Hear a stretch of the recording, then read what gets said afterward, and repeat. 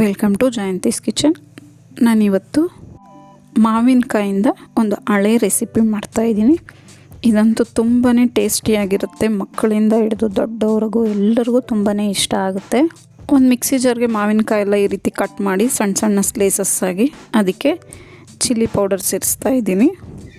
ಹಚ್ಬಿಟ್ಟು ನಾವು ಹಾಗೆ ಉಪ್ಪು ಹಾಕ್ಕೊಂಡು ತಿನ್ನೋದ್ರಿಂದ ಯಾವಾಗೂ ಒಂದೇ ಥರ ತಿನ್ನೋ ಬದಲು ಈ ರೀತಿ ಮಾಡ್ಕೊಂಡು ತಿಂದರೆ ತುಂಬಾ ರುಚಿಯಾಗಿರುತ್ತೆ ಮತ್ತು ಅಷ್ಟೊಂದು ಹುಳಿನೂ ಅನಿಸಲ್ಲ.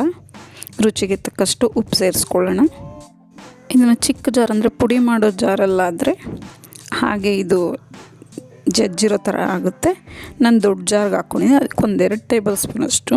ಇದಂತೂ ಮೊಸರನ್ನದ ಜೊತೆ ಮತ್ತು ಹುಳಿ ಸಾಂಬಾರು, ರೈಸ್ ಜೊತೆ ಯಾವುದ್ರ ಜೊತೆಗೆ ತಿಂದ್ರೂ ತುಂಬಾ ಚೆನ್ನಾಗಿರುತ್ತೆ. ಹಾಗೇನೂ ತಿನ್ಬೋದು.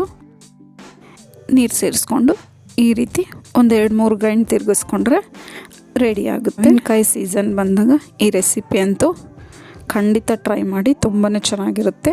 ನಿಮಗೆ ಈ ವಿಡಿಯೋ ಇಷ್ಟ ಆದಲ್ಲಿ ಲೈಕ್, ಶೇರ್ ಆ್ಯಂಡ್ ಸಬ್ಸ್ಕ್ರೈಬ್ ಮಾಡಿ. ನಿಮ್ಮ ಅನಿಸಿಕೆ ಅಭಿಪ್ರಾಯವನ್ನು ಕಮೆಂಟ್ಸ್ ಮೂಲಕ ತಿಳಿಸಿ. Thank you for watching.